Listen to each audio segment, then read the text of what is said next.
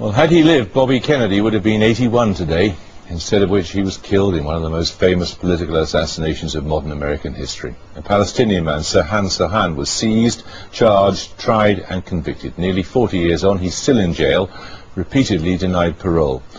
The violent deaths of prominent people, whether they be Bobby Kennedy's brother JFK or even Diana, Princess of Wales, routinely attract conspiracy theories. But that wasn't uppermost in the mind of Shane O'Sullivan when he began to look into the assassination. There's some strong language in his film. One thing is clear in this year of 1968, I believe in this country as I traveled across, and that is that the American people want no more Vietnams.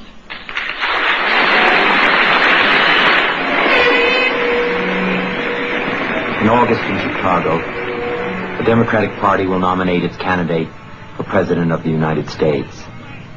There are two roads to that nomination. One is to seek commitments through discussions with political leaders. The other is to go to the people. June 5th, 1968, the Ambassador Hotel, Los Angeles. Bobby Kennedy wins the California Democratic primary and is tipped to beat Nixon to the White House.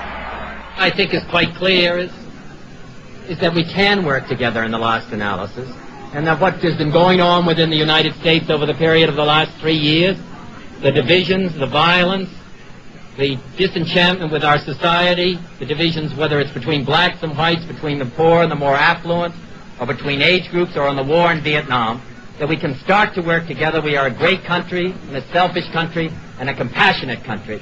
And I intend to make that my basis for running and over the period of the next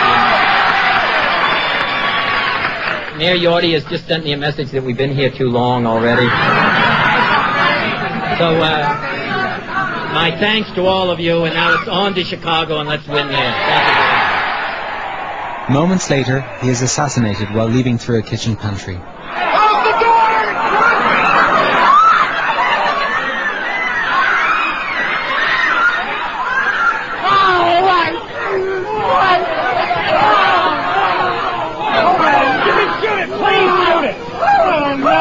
Oh my God.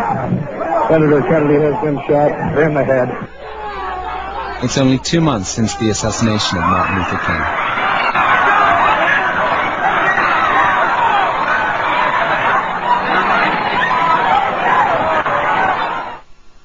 The 24-year-old Palestinian Sirhan Sirhan is seen firing at Kennedy and is arrested as the lone assassin.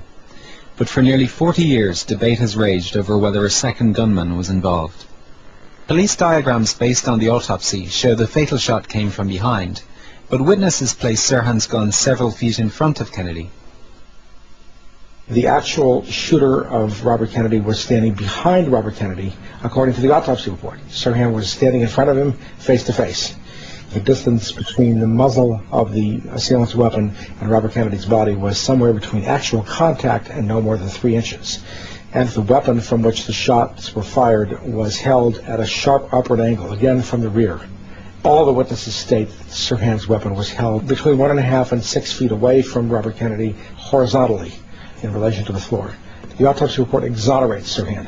Behind me is the famous Ambassador Hotel where Robert Kennedy was assassinated that night. It's now a construction site, shortly to be a high school project in memory of Bobby Kennedy. I started writing a screenplay 3 years ago based on this case, fascinated by the conspiracy theories. During the course of my research, I found new video and photographs that suggest that 3 CIA operatives were at the hotel that night, and I believe involved in the assassination. Agent number 1, the Indian man in the white shirt at the back of the room, moments after the speech and just before the shooting. I think this man is David Morales. Moments after the shooting, agent number 2, Gordon Campbell, walks from the direction of the pantry with a small container in his hand, as a Latin man waves him towards an exit. 30 minutes after the shooting, here is Agent 1 again, David Morales. I also found several photographs of these agents earlier in the evening. Here, Agent 2, Gordon Campbell, stands in the ballroom hours before the shooting with a third agent. These officers worked together in 1963 at JM Wave, the CIA's Miami base for its secret war on Castro. Bradley Ayres worked with these men at JM Wave and first confirmed my identification of Morales. This definitely, from the profile, is hugely similar. The body language is very, very much characteristic of Morales.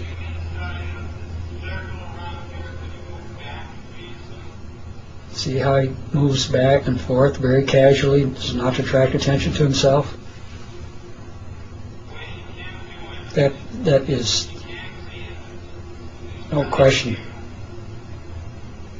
Bradley also recognized his former case officer, Gordon Campbell. Yeah, that's excellent. I could certainly verify 90% ID of Gordon Campbell, and less a little hair, as I remembered him. The facial features are certainly his. Absolutely. Obviously, the two of them are together. They're looking for a way out because this fellow is guiding him, showing him an exit.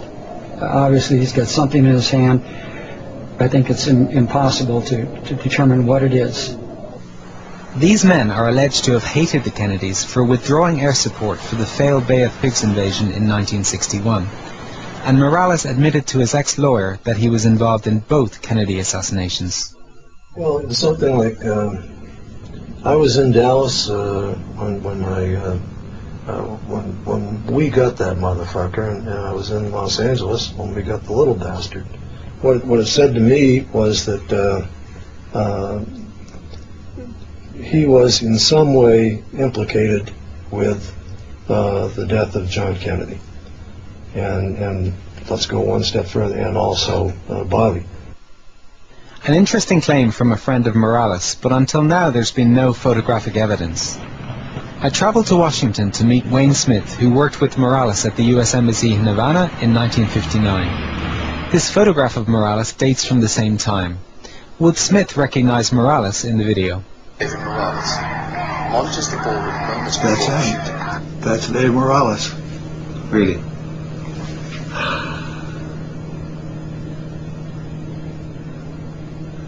Yeah, I'm virtually certain. Is there anything? No, we see him again. We see him again. Ahead. Yeah, and we'll see him repeated. Yeah, I mean, in turns that way. That's Morales. That's Morales.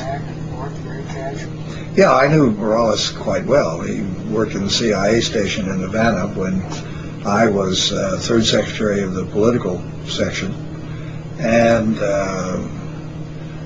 got to know him fairly well and saw him again a number of times. He came to Buenos Aires when I was political counselor down there, and we had dinner at a friend's house one evening.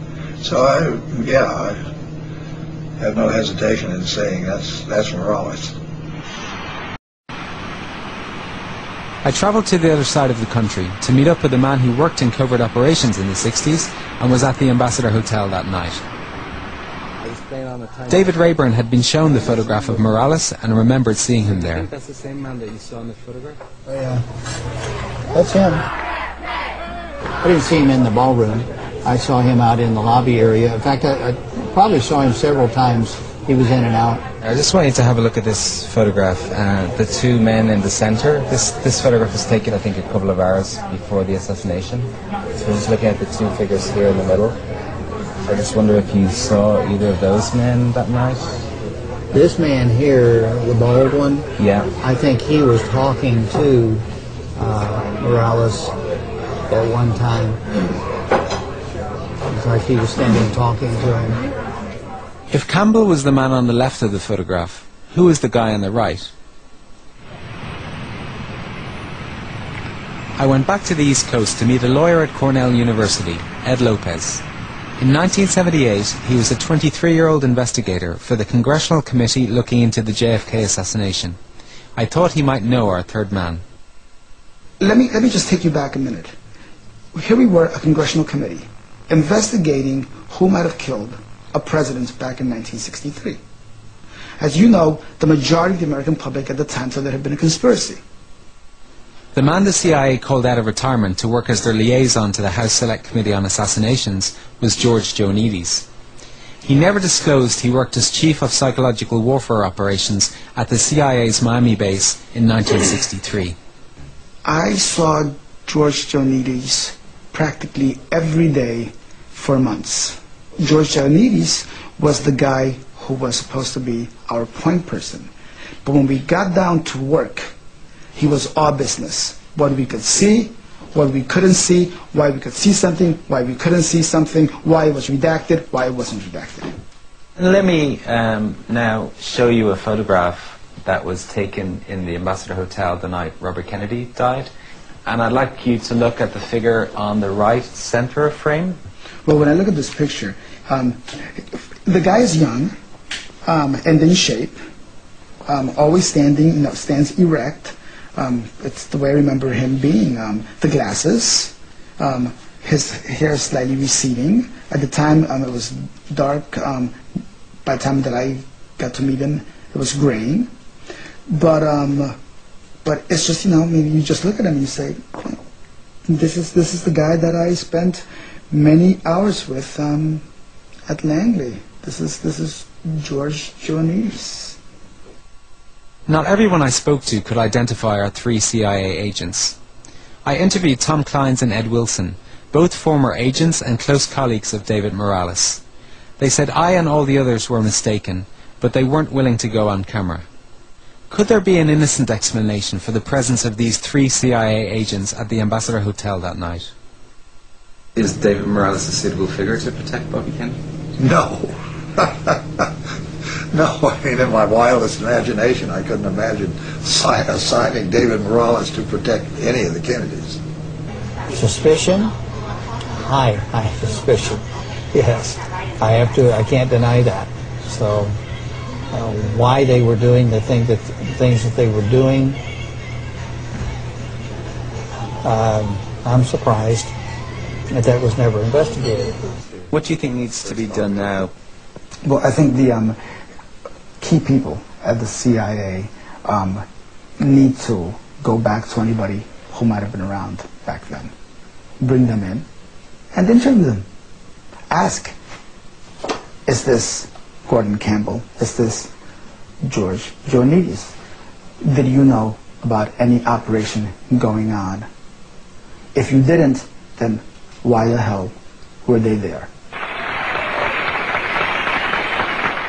After so many interviews and some conflicting testimony, my gut feeling is that still these 3 senior CIA operatives were the men behind the assassination.